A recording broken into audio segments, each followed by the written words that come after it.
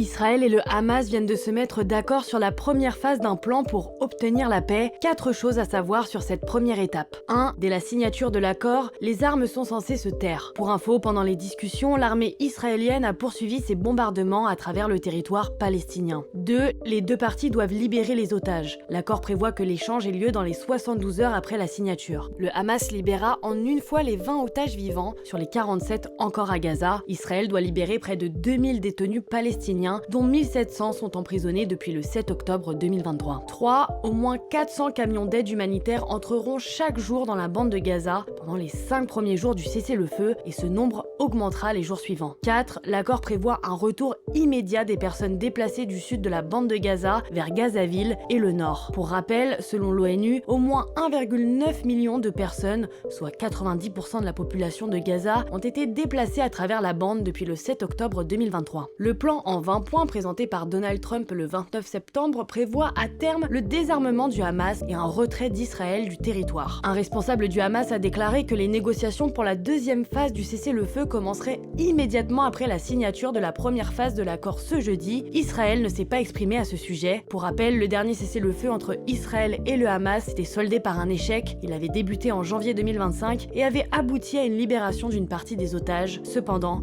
l'armée israélienne avait rompu l'accord en reprenant ses bombardements 2 mois après.